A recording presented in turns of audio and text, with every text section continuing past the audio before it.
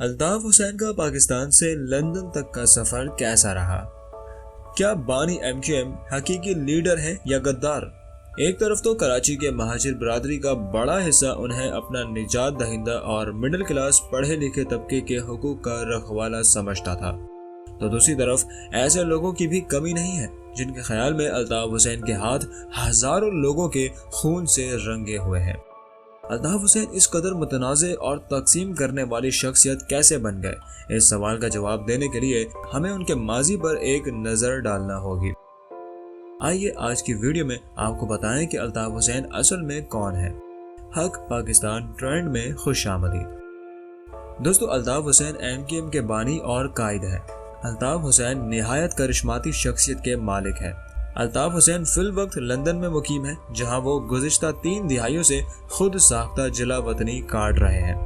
الطاف حسین 17 ستمبر 1953 کو کراچی میں پیدا ہوئے۔ ان کے والد کا نام نذیر حسین تھا، جو انڈین ریلوے میں اسٹیشن ماسٹر تھے۔ ان کے والدین کا تعلق آگرہ سے تھا اور وہ تقسیم کے بعد پاکستان منتقل ہوئے۔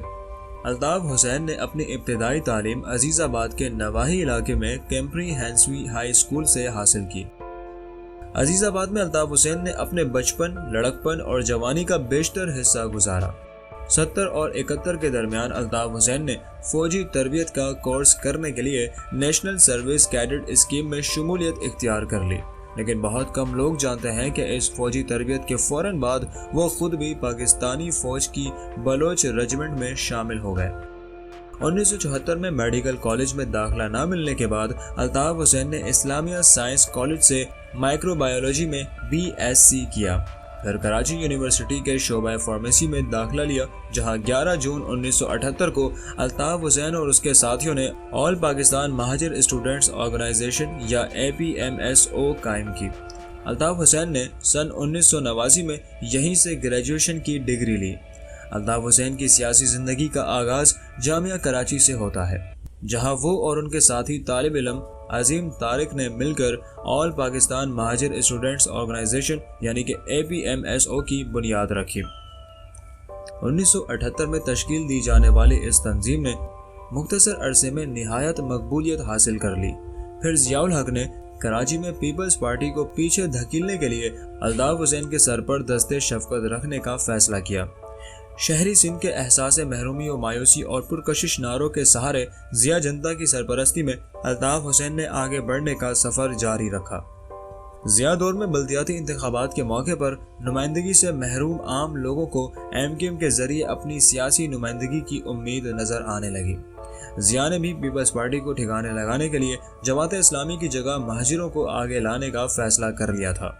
ایم کیو ایم نے ماحول کا فائدہ اٹھایا اور 8 اگست 1986 کو نشتر پارک میں ایک بڑا جلسہ کر کے عوامی طاقت کے مظاہرے کا فیصلہ کیا۔ گلی محلوں میں جلسوں اور مظاہروں کے ذریعے نشتر پارک کے جلسے کی زبردست تشہیر کی گئی۔ موسلا دھار بارش کے باوجود 2 گھنٹے تک الطاف حسین نے شعلہ بیانی کی۔ نشتر پارک جلسے کی کامیابی نے الطاف حسین کے لیے 1987 کے بلدیاتی انتخابات میں کامیابی کی ایسی راہ ہموار کی جس کا اندازہ تو شاید خود الطاف حسین اور اس کی تنظیم کو بھی نہیں رہا ہوگا۔ 15 اپریل 1985 کی صبح بشرا زیدی نامی ایک 20 سالہ مہاجر لڑکی کے ٹریفک حادثے میں ہلاکت ایم کیو ایم کی تاریخ کا اہم موڑ ہے، جس کے بعد کراچی بھر میں نسلی اور لسانی بنیادوں پر فسادات شروع ہو گئے، جن میں 60 سے زیادہ افراد مارے گئے۔ اس کے 2 سال بعد جب بلدیاتی انتخابات ہوئے تو ایم کیو ایم نے سندھ کے تمام شہروں میں کلین سویپ کیا۔ ان انتخابات میں شاندار کامیابی کے نتیجے میں ایم کیو ایم نے تقریباً تمام نشستیں حاصل کی اور doctor Farooq Sattar M Q M کے پہلے میئر منتخب ہوئے۔ ایم کیو ایم نہایت تیزی سے کراچی اور اندرون سندھ کے شہری علاقوں میں مقبول ہوئی، تاہم اس کے ساتھ ہی اس سے منسلک نسلی اور لسانی تنازعات بھی اپنے عروج کو پہنچنے لگے۔ 1988 میں جنرل ضیاء الحق جہاز کے حادثے میں جاں بحق ہوئے تو ملک میں انتخابات کی راہ ہموار ہو گئی اور انتخابات میں ایم کیو ایم قومی اسمبلی کی 14 اور صوبائی اسمبلی کی 27 نشستیں جیت کر ملک کی تیسری بڑی سیاسی قوت بن کر سب کو حیرت زدہ کر گئی۔ اسی زمانے میں الطاف حسین اور ان کی جماعت کے خلاف تشدد کو بطور سیاسی حربہ استعمال کرنے کے الزامات لگتے رہے۔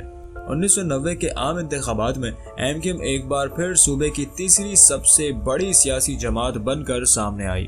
اس مرتبہ اس نے اس وقت کی سب سے بڑی جماعت مسلم لیگ نون کے ساتھ اتحاد کیا۔ مخلوط حکومت کی یہ شراکت داری 1992 میں ٹوٹ گئی۔ پاکستان پیپلز پارٹی ہو یا پاکستان مسلم لیگ نون، الطاف حسین اور MQM کی حمایت ختم ہونے کے بعد دونوں کی حکومتیں ختم ہونے کے دہانے تک پہنچ چکی تھی۔ دسمبر 1991 کو الطاف حسین پر قاتلانہ حملہ ہوا، جس کے چند مہینے بعد وہ ملک چھوڑ کر برطانیہ منتقل ہو گئے، جہاں انہوں نے سیاسی پناہ کی درخواست دے دی۔ 1992 میں نواز شریف کے دور میں MQM کے خلاف آپریشن کلین اپ کے نام سے فوجی آپریشن شروع کیا گیا۔ الطاف حسین اور ان کی جماعت نے 1993 میں بطور احتجاج قومی اسمبلی کے انتخابات کا بائیکاٹ کیا، تاہم صوبائی اسمبلی کے انتخابات میں حصہ لینے پر رضامند ہو گئی، جس کے نتیجے میں وہ کراچی کی طاقتور جماعت بن کر سامنے آئی۔ مہاجر کمیونٹی کی شناخت سے باہر نکل کر ملکی سطح پر سیاسی کردار ادا کرنے کے لیے 1997 میں جماعت کا نام مہاجر قومی موومنٹ سے بدل کر متحدہ قومی موومنٹ رکھ دیا گیا۔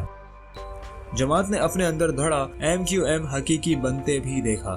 یہ دھڑا الطاف حسین کی جماعت کا اصل نام استعمال کر رہا تھا، مہاجر قومی موومنٹ حقیقی۔ اگرچہ یہ دھڑا الطاف حسین کی جماعت MQM کے ووٹ بینک کی تقسیم پر تو کوئی خاص اثر مرتب نہیں کر سکا، تاہم کراچی میں اس کے سبب بے چینی میں بہت اضافہ ہوا، اور یہی 1992 کے معروف آپریشن کی بنیاد بھی بنا۔ خود الطاف حسین کے بڑے بھائی ناصر حسین اور بھتیجے عارف حسین بھی قتل ہوئے۔ 2002 میں برطانیہ نے نہ صرف الطاف حسین کو شہریت دے دی، بلکہ ان کے علاوہ بھی MQM کے بہت سے ارکان کو برطانیہ نے اپنے ہاں خوش آمدید کہا اور انہیں لندن میں قیام پذیر ہونے دیا۔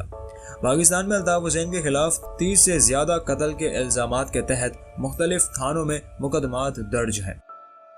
2016 میں ان کی ایک تقریر سننے کے بعد MQM کے کارکنوں نے ایک ٹی وی چینل کے دفتر پر حملہ کر دیا، جس کے بعد لاہور ہائی کورٹ نے الطاف حسین کی میڈیا کوریج پر پابندی لگا دی، جس کے بعد سے ان کا نام لینا بھی پاکستانی میڈیا پر ممنوع ٹھہرا اور انہیں بانی MQM کہہ کر مخاطب کیا جانے لگا۔ اس کے بعد MQM 2 دھڑوں میں تقسیم ہو گئی، MQM لندن اور MQM پاکستان۔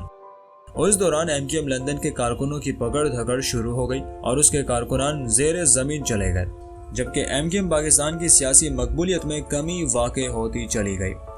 تب سے اب تک الطاف حسین سیاسی منظر سے غائب ہیں اور لندن میں گمنامی کی زندگی گزار رہے ہیں۔